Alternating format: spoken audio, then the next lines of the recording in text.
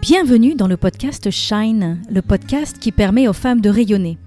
Je suis Christine Levicki, coach et auteure de plusieurs best-sellers de développement personnel, dont J'arrête de râler et J'arrête de vivre ma vie à moitié endormie, tous les deux publiés aux éditions Erol.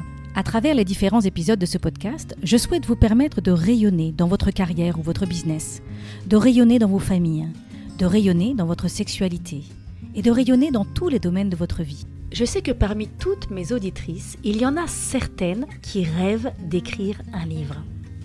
Peut-être que c'est vous. Peut-être que vous en avez assez, que ce projet reste un doux rêve et vous vous sentez enfin prête à le concrétiser.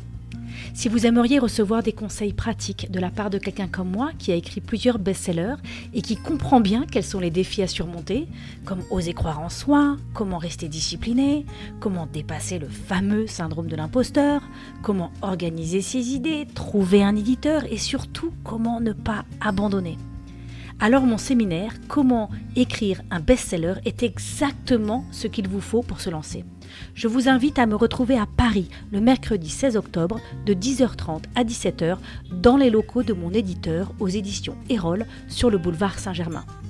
Pour en savoir plus, allez sur mon compte Instagram Christine Levicki et vous trouverez le lien avec toutes les informations dans la bio.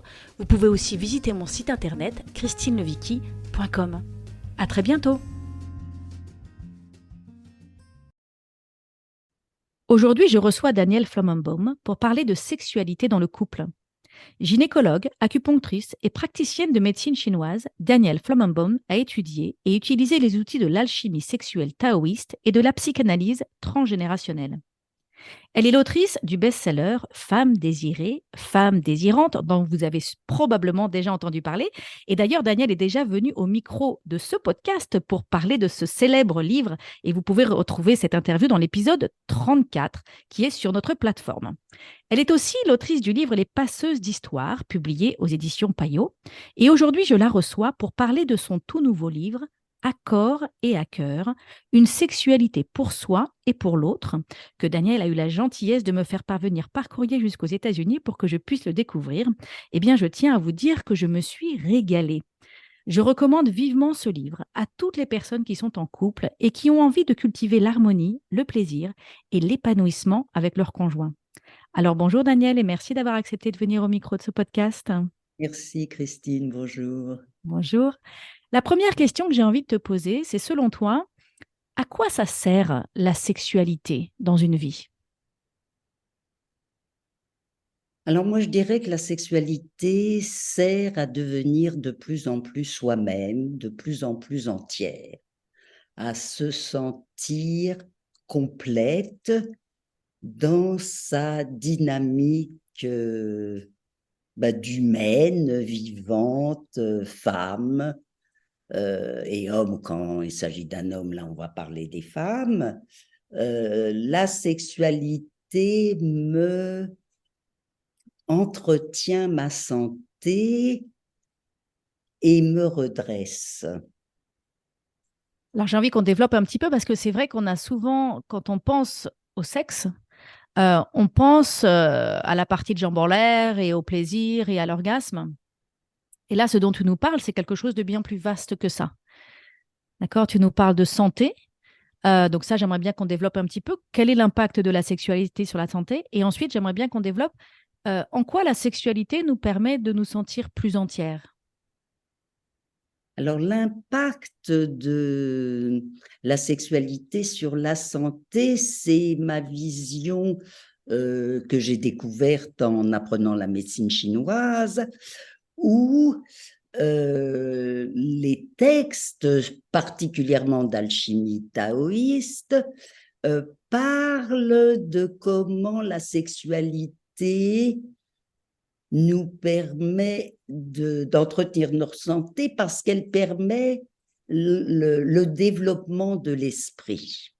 Ça veut dire que la sexualité est une dynamique énergétique dans la rencontre et la communication pour accueillir de la nouveauté.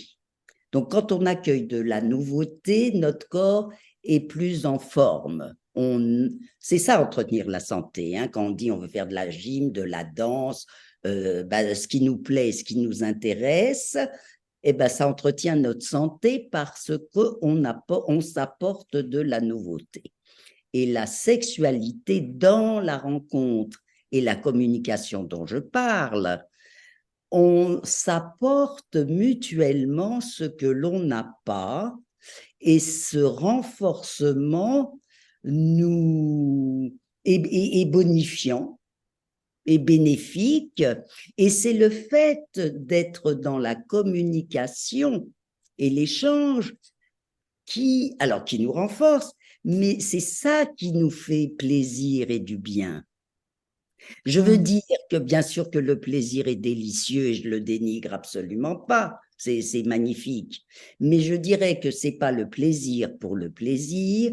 Pour moi, la sexualité, c'est pour ce qu'elle est capable de nous apporter, et c'est ça qui procure du plaisir et de la jouissance. Dans ton livre, tu fais référence à cette expression du taoïsme qui dit cueillir le remède. Oui, bien Qu'est-ce que ça sûr. veut dire, cueillir le C'est remède? bien que tu me poses cette question parce que, si ça s'appelle cueillir le remède, on voit bien à la fois qu'il faut cueillir. Si on cueille quelque chose, il faut qu'on se l'approprie. Et si ça s'appelle un remède, c'est un médicament et ça entretient notre santé. Donc, la sexualité se cueille, ça veut dire elle s'accueille à l'intérieur de soi, elle se reçoit.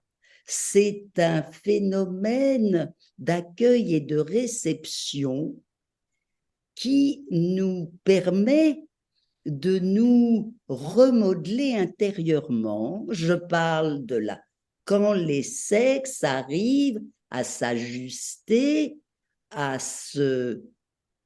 s'ajuster pour échanger leur puissance vibratoire.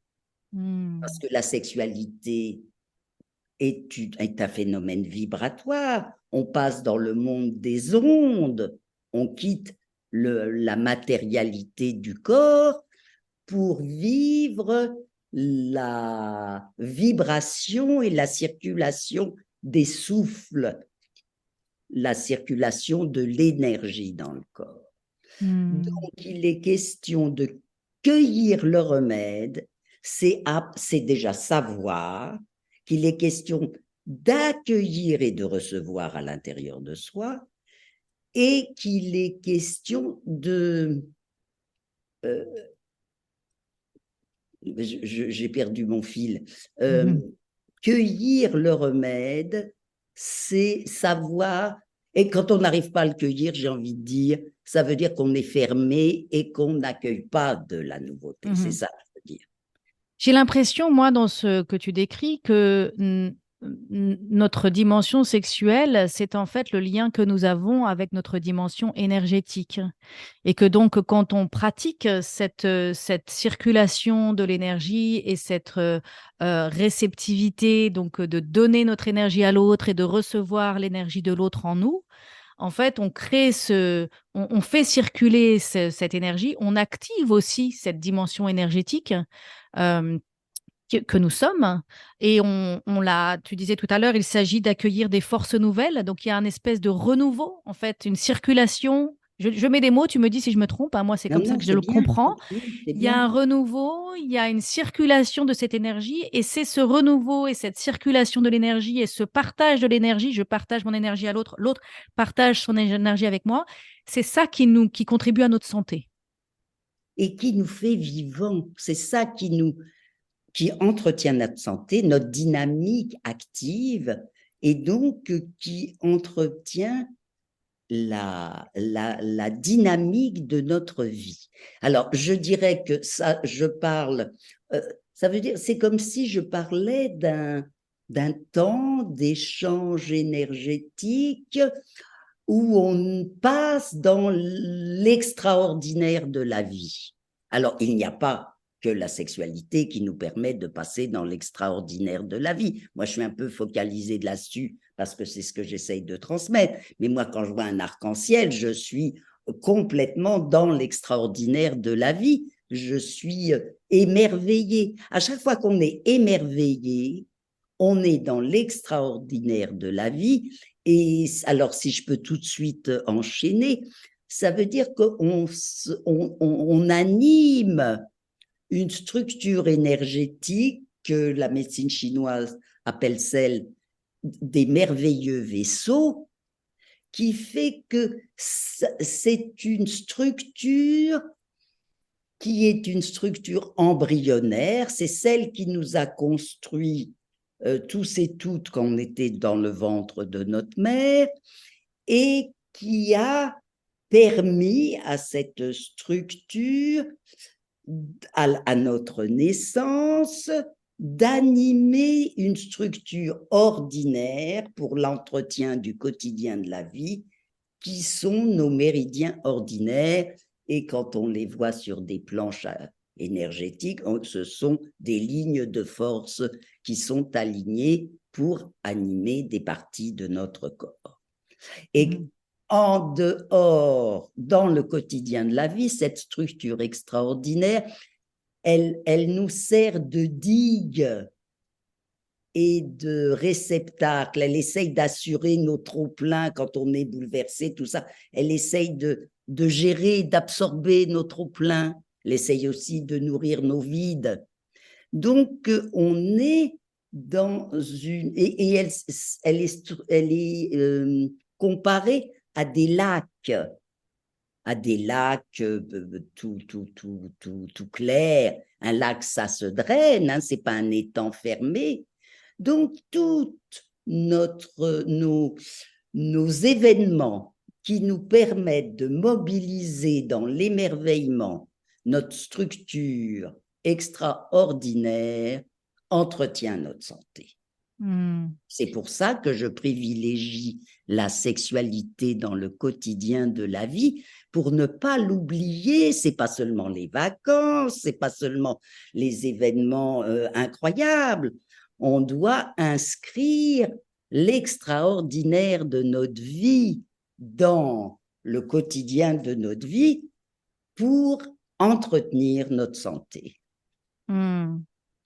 Tu dis aussi dans ton livre, tu parles d'un espace-temps que l'on découvre dans la rencontre sexuelle, et tu expliques que cet espace-temps est bien plus vaste que celui de nos corps. Et donc, il y a vraiment derrière là cette idée que dans la rencontre sexuelle, on connecte à une autre dimension qui n'est pas cette dimension en 2D, en 3D dans laquelle on vit, mais il y a on connecte à quelque chose d'infini. On connecte à quelque chose. Ça rejoint ce que je disais, tu vois, tu enchaînes là-dessus parce que ça te branche sur le fait que cette structure extraordinaire est comparée à un microcosme par rapport au macrocosme. Notre corps est comparé à un microcosme comparé au macro. Nous contenons l'univers. Ça veut dire qu'on passe dans un espace-temps qui n'est plus le temps des horloges, mais qui est le temps, vous savez, quand on est je suis obligée de répéter l'émerveillement, là, hein. Alors, ça peut être aussi le traumatisme, hein. On verra tout à l'heure que les traumatismes nous pétrifient. Alors, eux, ils font un arrêt du temps. On est dans une autre constellation. Là, on parle de comment nous pouvons être liés à un autre monde que le monde matériel, qui est le monde immatériel de la vie, de la pensée, de l'information, de l'esprit.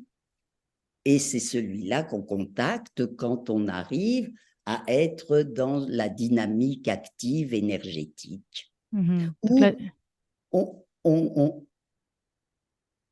on se connecte à du plus grand que nous. On se connecte à du plus grand que nous, oui. Tu fais aussi référence, tu utilises une expression, tu dis qu'on accède à la fierté du génie du sexe.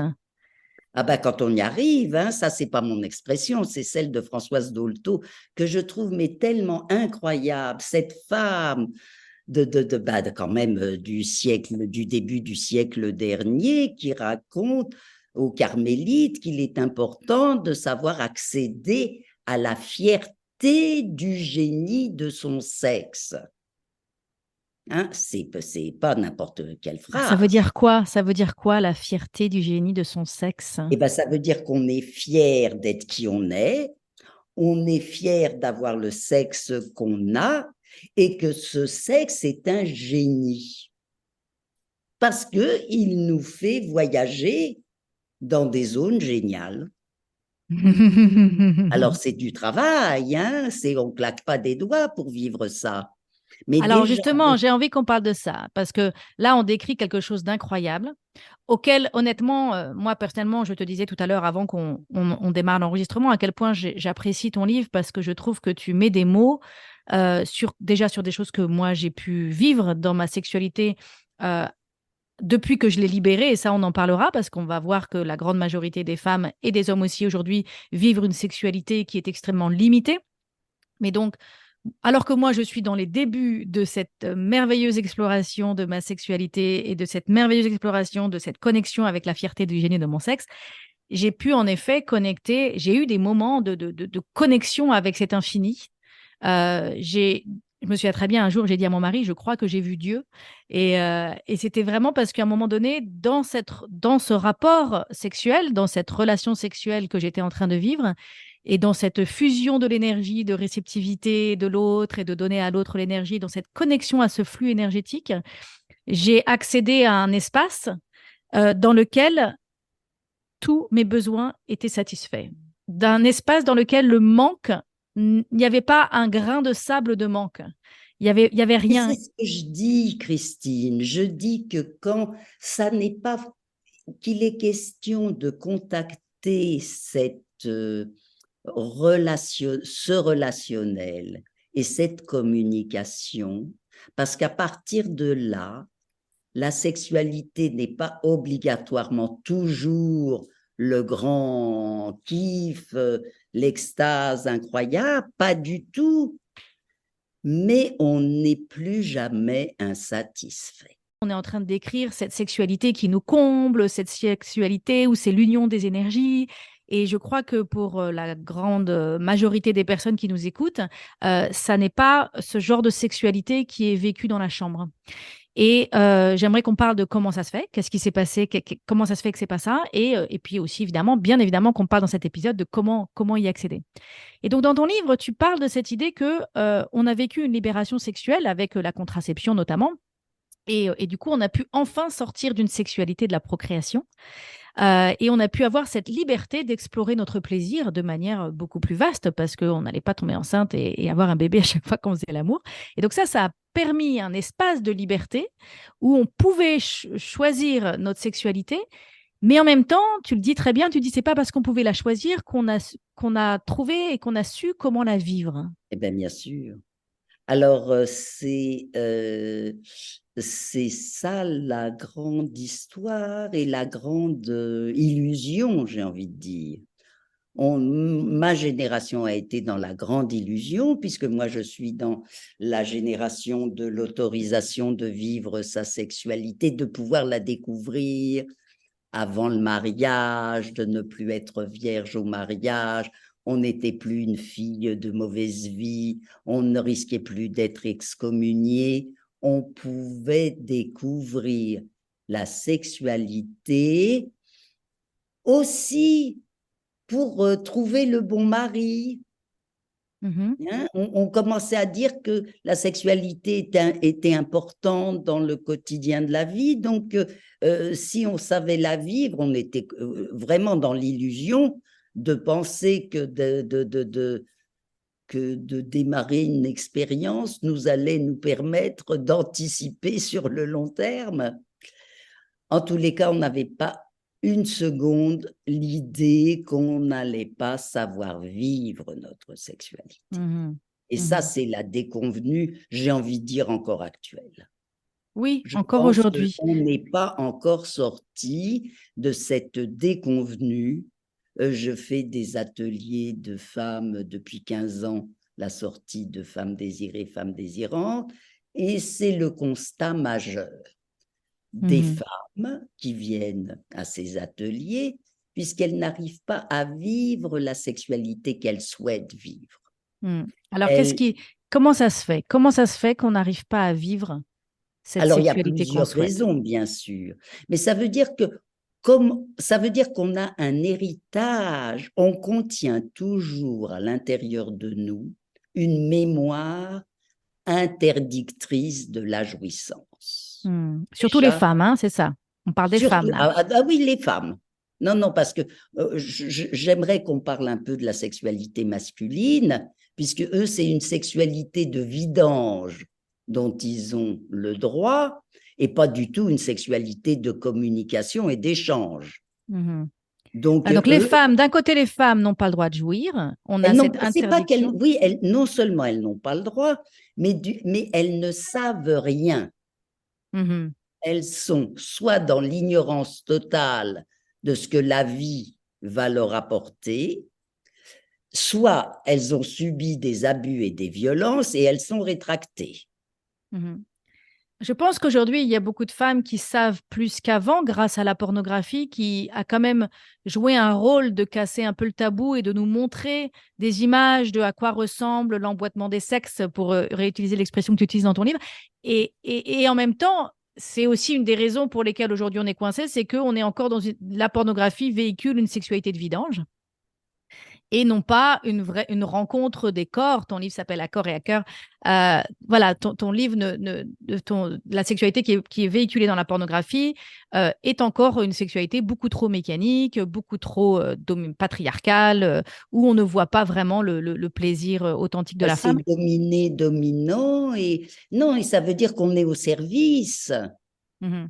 On est Voilà, au service, on est instrumentalisé quand même souvent, voilà. hein, au niveau Voilà. Ça, de tu le la dis dans le livre, tu dis pornographie. beaucoup de femmes aujourd'hui, soit elles disent oui parce qu'elles sont un peu soumises et elles se disent, bah, je dois dire oui parce que c'est ce qu'il faut pour préserver ma relation, ou c'est ce qu'il faut pour avoir l'amour d'un homme, ou c'est ce qu'il faut, donc je dis oui à quelque chose, alors que j'ai pas un vrai consentement. Soit elles ont un vrai consentement, elles veulent faire l'amour, mais intérieurement, elles ont intégré une interdiction d'être pleinement dans leur plaisir. Et ça, moi, je l'ai vécu personnellement. Je vais raconter une petite anecdote un jour. Ça m'a vraiment marqué parce que j'ai eu une image littérale de ça, où j'étais en train de faire l'amour avec mon mari. J'avais le plaisir montait peut-être même plus que d'habitude. Ça se passait très très bien en fait. Ça se passait très bien. J'avais beaucoup de plaisir qui était en train de monter, de me submerger quelque part. J'étais en train d'être, le plaisir était en train de me submerger.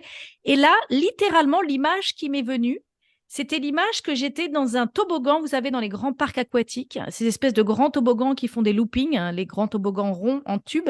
Et j'étais dans ce toboggan et je m'accrochais au rebord. Et j'avais pas le droit de lâcher, en fait. Il y avait quelque chose, une interdiction de si je lâche, ça veut dire déjà que je lâche prise. Et donc, est-ce que je suis en sécurité? Donc, ça, c'est une vraie question. Si je lâche prise, voilà, il y a une espèce de trauma, même si moi, j'étais en sécurité avec mon partenaire, dans le moment avec mon mari, mais il y a quand même un trauma. On nous a quand même dit que la sexualité était dangereuse pour les femmes. Donc, il y a une peur de lâcher. Et puis, il y avait aussi, si vraiment j'accepte de recevoir ce plaisir, est-ce que ça veut dire que je suis une pute? Est-ce que ça veut dire que je suis une salope? Est-ce que ça veut dire que je serai moins respectable?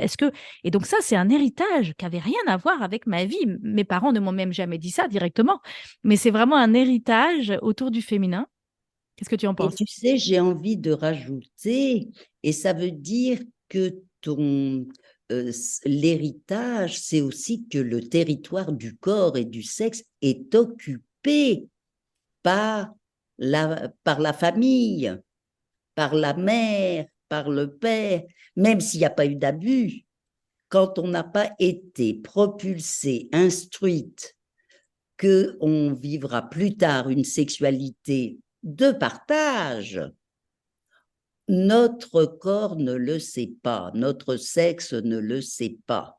Alors, si on a eu une mère et des grands-mères qui ont eu du plaisir à faire l'amour, ce qui est quand même excessivement rare puisque c'était le contraire qui était prôné, on est construite puisqu'on est emboîté dans, on est, on- nos parents sont notre modèle et le fait de s'engager en ouvrant son cœur à un partenaire ou une partenaire nous mène à l'avant de nos lignées.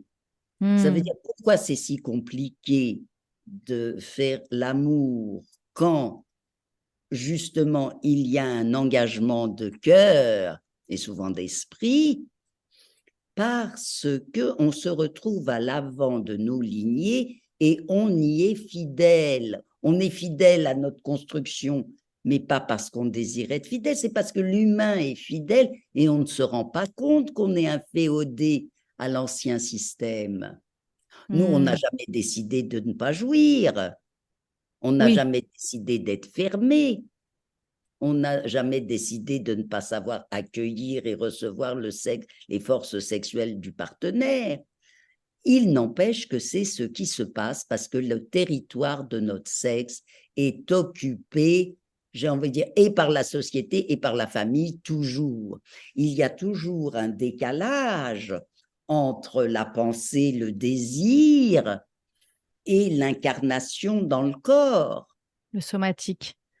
Ça veut dire, tu sais, les taoïstes disent que nous sommes situés entre le ciel et la terre. Alors le ciel, c'est la vie invisible, immatérielle, la vie de l'esprit, la vie des pensées, de l'information, tout ça c'est immatériel, qui nous dégouline de haut en bas de notre conception jusqu'à notre mort. Et les forces de la Terre répondent à ces injonctions pour remodeler, entretenir la matérialité de la vie et du corps.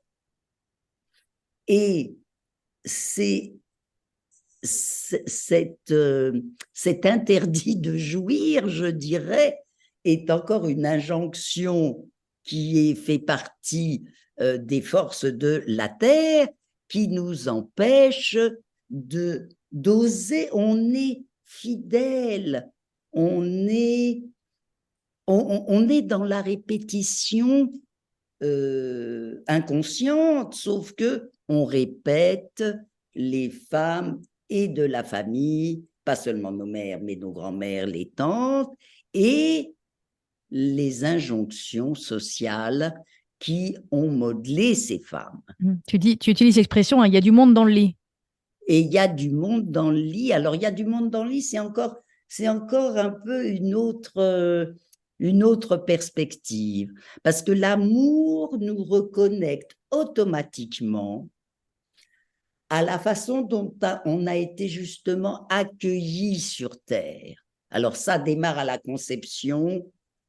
Je vais peut-être pas m'éterniser, mais c'est quand même important, puisque la force du désir partagé des parents, ça veut dire d'être conçu en mots avant d'être incarné dans un corps, nous donne d'emblée un droit d'exister. Alors ça, c'est toute la force de la contraception. Hein? Et donc, alors sinon, on peut être accueilli, tout est toujours possible. Hein. Si je suis là, c'est parce qu'on peut toujours réparer les plus grandes difficultés. Mais on peut réparer. La force de l'esprit nous permet ça. Et la force du travail énergétique nous permet de nous remodeler. Mais donc, le fait de naître dans une famille où le corps à corps affectif, avec que ce soit le maternel de la mère ou le maternel du père, on est contenu, on est porté, on est soutenu, on est considéré, on nous parle, on nous respecte. Ça veut dire que ça nous permet d'avoir la confiance, de se donner et s'abandonner à l'autre.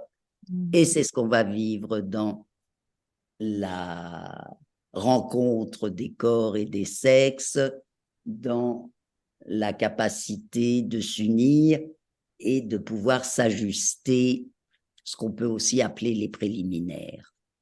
Mm. Donc ça, tout le monde le revit.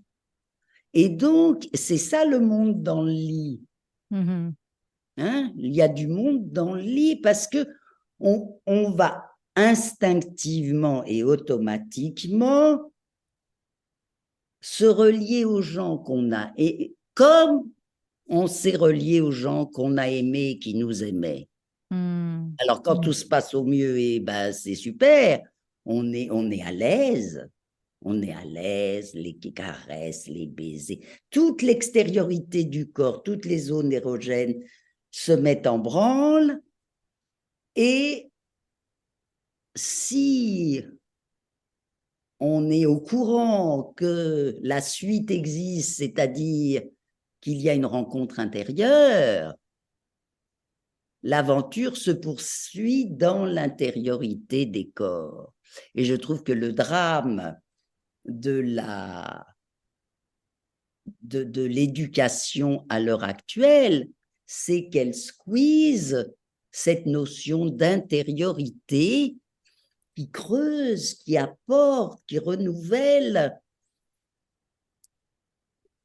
comme si seulement les câlins, la jouissance des zones érogènes, le cunilingus, la fellation, comme si ça pouvait être le top de la jouissance. Mais je dirais que cette jouissance-là est magnifique et formidable. Hein. Elle est délicieuse. Mais il faut comprendre que celle-là, elle est plus référée au passé de notre histoire. Alors que la rencontre des sexes, on est dans une dynamique de nouveauté. Quand Mm. tout s'est bien passé, personne quand même n'est rentré dans notre vagin. Hein? Mm. C'est vraiment de la nouveauté, c'est notre créativité. Et les gens, que ce soit les hommes ou les femmes, qui ont un passé d'abus, de difficultés, souvent ne vont pas savoir embrasser, ne vont pas. Il va y avoir un malaise total pour ce démarrage et cet ajustement, alors que on va pouvoir être créatif et créateur une fois la compénétration des sexes, parce que là, on va pouvoir être dans sa création personnelle. Ça, c'est nous qui allons vivre notre créativité et on se dégage de notre héritage. Mm. Donc C'est clair? dans la pénétration, dans l'emboîtement des sexes, il y a un nouveau début en fait. C'est ça que tu veux dire. Exactement. Il y Exactement. a et on connecte avec cette force créatrice de la vie, avec cette énergie créatrice. Ben, les Euh, forces sexuelles, c'est celles qui nous ont donné la vie. mhm.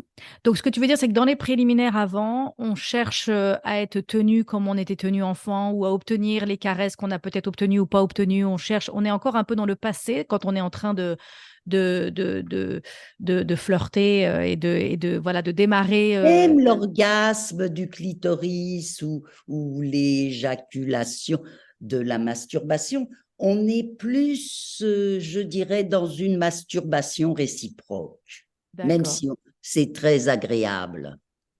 Mais donc, il peut y avoir aussi une pénétration qui soit une masturbation réciproque.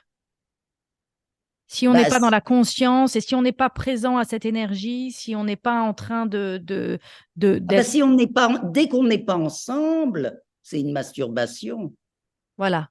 Donc, Si si je c'est, suis seule avec moi-même, si déjà ça nous érotise, mhm, déjà c'est déjà pas trop mal, hein.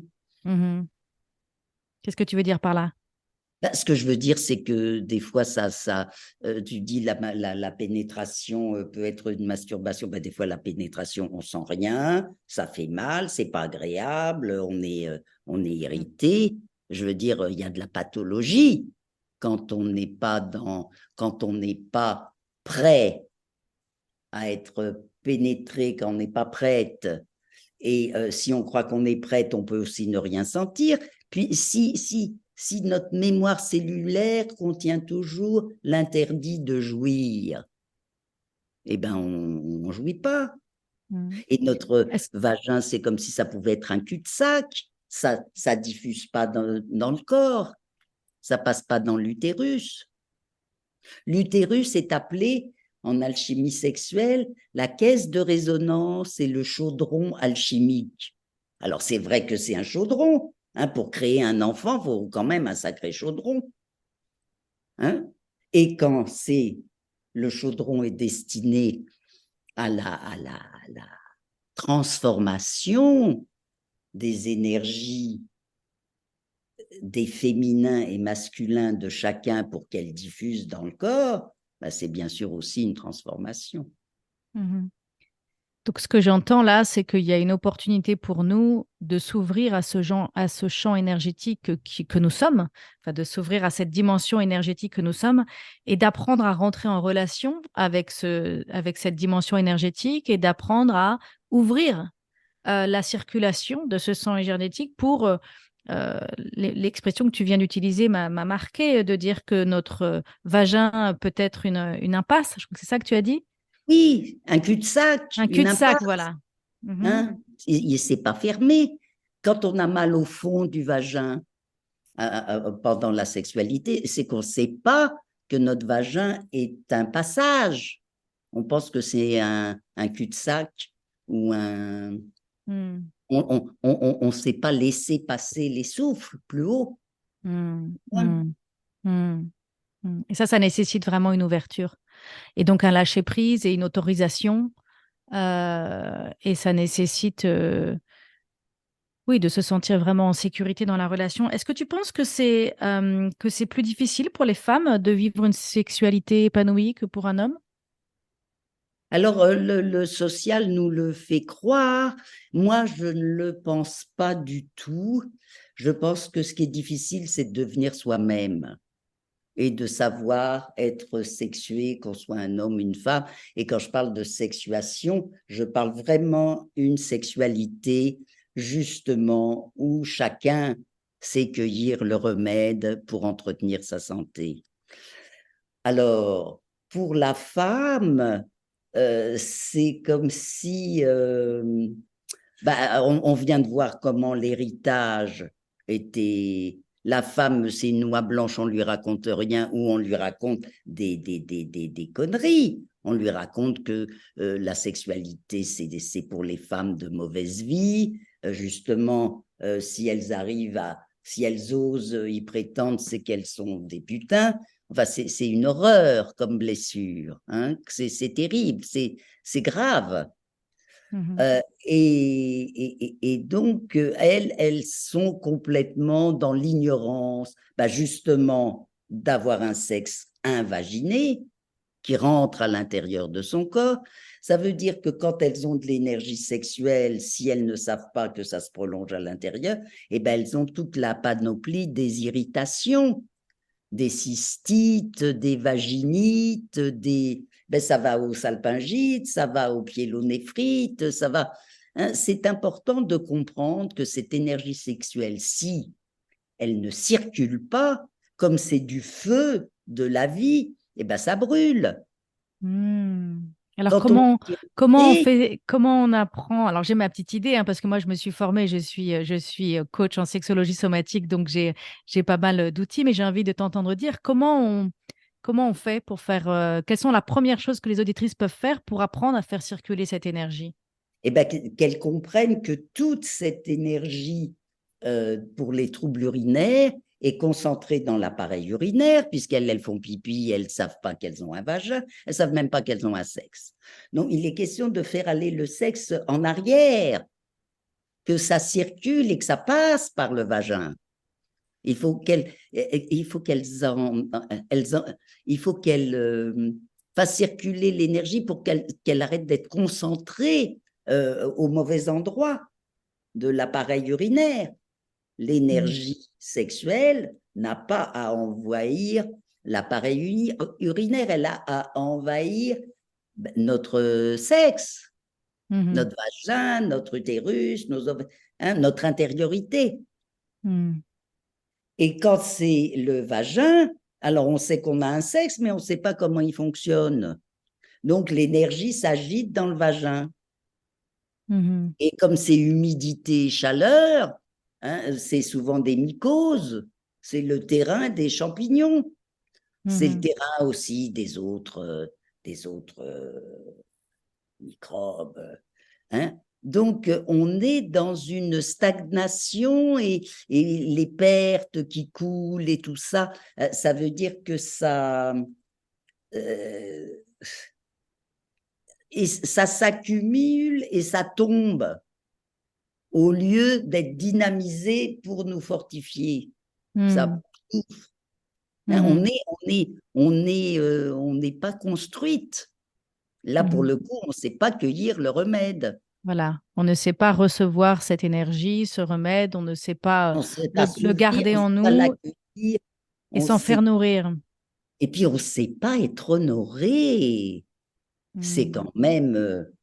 Tu Alors, parles bien beaucoup sûr de qu'il ça faut dans être. ton livre, hein. Tu parles, là, j'aimerais bien qu'on focus un petit peu sur le couple et tu parles de cette importance dans le couple que la femme apprenne à honorer le sexe de l'homme et que l'homme apprenne à honorer le sexe de la femme et aussi donc que la femme accepte qu'on honore son sexe et que l'homme aussi accepte qu'on honore son sexe.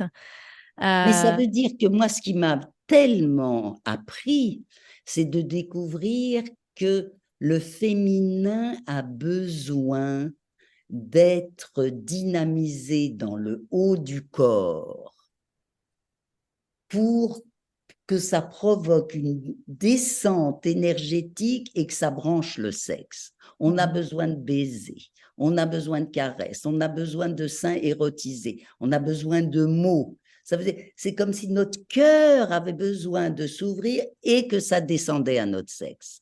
Alors que la sexualité du masculin commence au sexe.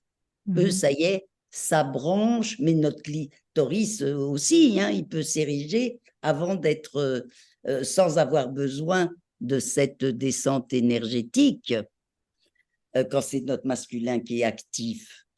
Et mhm, donc, l'homme qui a une érection, puisque son sexe est tout de suite branché au désir mais de cette femme, c'est mon conjoint Didier Dumas qui disait, mais les femmes ne savent pas que c'est elles qui font bander les hommes. Hein, c'est comme si c'était naturel, c'était tout le temps avec n'importe qui. Eh bien, c'est pas vrai. Hein, mhm, c'est nous qui faisons, on leur fait quand même quelque chose d'un peu particulier. Hein. mhm.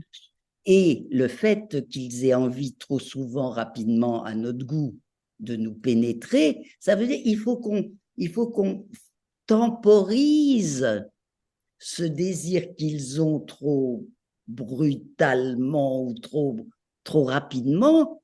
Et donc, le fait d'être attentive à leur sexe et d'honorer cette bandaison, cette érection, hein, de quand même, c'est pour nous que ça se passe. Mhm. Le fait de pouvoir honorer cette érection et d'y mettre, c'est une dame qui m'avait fait rire, elle dit, mais il faut quand même y mettre les mains à la pâte, Mhm. il faut la On a un regarder, rôle. Voilà. il faut agir pour Voilà. diffuser cette érection et que ça remonte de leur sexe à leur cœur. Mhm. Nous, c'est du cœur au sexe, et c'est ça l'ajustement. Et c'est pour ça que la parole est si importante. Mhm. Tu dis, voilà, tu dis les femmes ne savent pas qu'elles ont un rôle à jouer et elles ont un besoin d'être, enfin, je sais pas, c'est un besoin, mais cette idée d'être active autour de l'érection de l'homme. Donc, d'être active pour la générer, enfin, savoir qu'on en est la source, qu'on en est la raison, et puis aussi être active pour la temporiser, effectivement. Donc, soit pour la nourrir, soit pour la temporiser. Et là, il y a une danse, et c'est ça, ça fait partie du rôle de la femme. Alors moi déjà, parmi le travail de guérison que j'ai dû faire sur ma sexualité, c'est que j'ai dû accepter que j'avais le droit d'être active. Moi, j'étais très passive dans la Et sexualité. Je bien laissais le sexe, sûr. Mais moi, voilà, j'étais complètement passive, puisque moi, la seule transmission que j'avais reçue, l'homme est actif, la femme est passive. Donc, voilà. moins on en faisait, plus on était féminine. Mhm. Et les hommes se plaignent vraiment de la passivité des femmes. Voilà, voilà. Donc ça, c'est une chose. Et de l'autre côté des hommes, ce que tu dis dans le livre, c'est que les hommes doivent vraiment comprendre que la femme a besoin d'être activée dans le haut du corps avant qu'elle puisse être prête à être pénétrée. Et ça, je pense que c'est Oui, très mais important. ils Et ça, doivent la apprendre. pornographie ne le montre pas du tout. Dans la pornographie, les femmes, elles sont toujours prêtes, tout de suite maintenant. Il y a pas de, il y a pas de travail là-dessus. Et je trouve ça très intéressant que tu mettes des mots là-dessus dans ton livre. Mais c'est fondamental parce que les hommes, la majorité des hommes, justement, nous, on savait rien, mais eux, leur sexualité était reconnue comme un besoin pour se dégager de leur tension. C'était une sexualité de vidange, donc d'érection, d'éjaculation. Et donc, c'est comme ça que les bordels ont été inventés. Ils allaient, et alors c'était connu ou pas connu, mais il était quand même admis que la sexualité des hommes se passait en dehors du toit familial. Hein, ça veut dire, eux, ils étaient d'emblée coupés en deux, entre la femme qu'ils aimaient dans la maison et celle qui les dégageait de leur tension. Et donc, et alors, bah, c'était les maisons closes, les bordels, bah, il y avait des lumières tamisées, il y avait des miroirs, il y avait des dentelles, il y avait de l'érotisme, et c'était pas du tout un échange et une communication, il était question de les dégager de leur tension. Donc, ces hommes actuels qui ont eu des pères et des grands-pères, Mhm. C'est leur éduqués héritage. au bordel, ça c'est leur héritage, et ben ils sont nuls en érotisation de la femme qu'ils aiment. Hmm. Oui, ils savent pas rendre la femme qu'ils aiment érotique et réveiller l'érotisme de la femme qu'ils aiment. Non. Et ils se plaignent qu'elles soient passives dans leur dynamique sexuelle. Mhm. Voilà, C'est ils se rendent complexe, pas hein? compte qu'ils ont un rôle à jouer pour que la femme se sente érotique à leurs yeux et pour qu'elle se sente érotique à ses propres yeux. Et ils ont un Et rôle alors, important à jouer là-dedans. c'est complexe, hein, parce que c'est vrai que ces femmes, des fois, elles sont un peu lourdingues à la détente, hein, quand même. Mhm. Parce qu'on est C'est enfermé dans nos schémas, dans nos complètement fait. croyances, dans Et fidèle, tellement. et fidèle. Alors d'être fidèle quand c'est bien, c'est parfait. Et quand c'est fidèle pour être fidèle et pas du tout réfléchi, ça fait de la pathologie, de la névrose, de l'insatisfaction. Mhm. C'est grave, hein? Mhm. Donc, on arrive bientôt à la fin de ce podcast. J'avais envie que tu nous donnes quand même quelques pistes sur comment retrouver cet accord, hein, accord et à Pas cœur, le titre de ton retrouver, livre. Donc, trouver. qu'est-ce qu'on peut faire pour retrouver cet accord et cet à cœur dans le Mais c'est couple? pas, Christine, c'est pas retrouver, c'est trouver. Mhm. Hein, alors trouver ou alors retrouver de l'imagination, du rêve, oui. Eh ben c'est beaucoup de travail. Je dirais que c'est beaucoup de travail. Il faut se prendre en main. Déjà, il faut reconnaître sa part. Il faut reconnaître que on n'est pas au point. Reconnaître comment. Je dirais que c'est un travail à la fois psychique et énergétique. Reconnaître ses blocages, reconnaître son histoire, savoir essayer de distinguer le social, arrêter d'être complètement inféodé au social sans en négligeant notre héritage familial, c'est fondamental, et bien savoir qu'on est enfermé dans nos mères, par exemple, Mhm. nos grands-mères et nos tantes. On est, hein, il faut, ça met du temps à reconnaître, ça met du temps à reconnaître qu'on aime nos hommes comme on aime nos mères, Mhm. puisque je l'ai dit, hein, on retrouve l'amour et les câlins et les bisounours, ce serait comme si ça suffisait. Alors c'est beau, c'est délicieux, mais ça recharge pas tellement. Ça fait Mhm. du bien, mais ça dynamise pas. Mhm. C'est pas pareil. Mhm. Donc, il y a tout un travail Eh ben, on peut faire son arbre généalogique, hein, de voir comment les gens de notre famille ont vécu leur vie d'homme, de femme, de père et de mère. Tout de suite, on comprend plein de choses importantes qui nous dégagent de comprendre nos enfermements. Ben déjà, quand même, ça distend les liens qui nous y Voilà. accrochent. d'avoir conscience de de mettre en lumière ces enfermements, nous permet déjà de s'en détacher et de prendre de la hauteur par rapport à ça. Donc déjà, c'est important de savoir que... Exactement, puisque déjà, si on sait qu'on est dépositaire et on n'est pas à l'origine, eh ben déjà, rarement, mais ça existe, ça suffit de savoir ça pour se soigner. Et puis, il y a toute la dynamique énergétique dont je parlais tout à l'heure qui se passe par le fait de ressentir. Il est question de savoir habiter son corps, et moi, je vise bien sûr tout le petit bassin, de savoir ressentir ce périnée qui s'appelle le plancher pelvien et qui s'appelle aussi le muscle des ancêtres. Il est question de savoir s'approprier son vagin, son utérus, ses ovaires, ses reins, ses glandes, les organes de notre base, nos jambes, nos pieds pour pouvoir avancer. Ça veut dire qu'il est question d'habiter une partie du corps qui n'a pas été transmise pour devenir adulte. On est toujours comme des bébés, des petites filles, des petits garçons, à ne pas être dans une capacité d'être sexué. Oui. On est gentil. J'organise, dans mon programme La Voix d'Athéna, j'écris un programme où j'invite les femmes à vraiment faire la paix avec leur corps et à faire la paix avec leur sexe, avec vraiment cette prise de conscience que les femmes, et tu en parles dans ton livre, tu mets des mots dessus très clairement. Je recommande tout le monde à lire ce livre de Daniel Flammenbaum, À corps et à cœur, une sexualité pour soi et pour l'autre, dans laquelle tu parles de cette idée que les femmes ne connaissent pas leur sexe. Et il y a aussi cette idée qu'on n'a pas développé notre capacité à ressentir, surtout on vit des vies très stressantes, où on a une charge mentale énorme, et donc on a construit une espèce de carapace sur notre corps pour faire face. Et il y a vraiment un travail. Donc moi, je transmets des ateliers, j'appelle ça les ateliers de sexologie somatique, où on va vraiment apprendre au corps à ressentir. Et craquer la coquille, enlever la carapace. Et la rendre vivante, l'habiter et parler la parole. Oui. Je ne vois pas comment on peut s'en sortir si on ne se parle pas. On parle de soi, on parle de ce qu'on demanderait à l'autre, on arrête nos confusions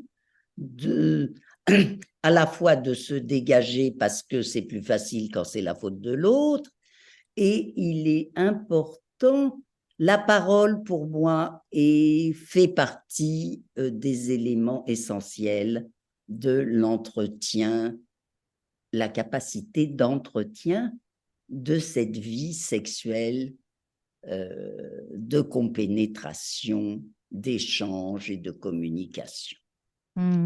Merci beaucoup, Daniel. On va devoir clôturer cet épisode. J'aurais pu te parler pendant des heures. En tout cas, j'invite vraiment les auditrices et les auditeurs à se procurer le livre de Daniel qui est paru aux éditions Payot, À corps et à cœur, une sexualité pour soi et pour l'autre. Je vous invite aussi à écouter l'épisode 34 du podcast Shine, dans lequel j'avais déjà reçu au micro Daniel Flammenbaum pour parler de son livre Femme désirée, femme désirante.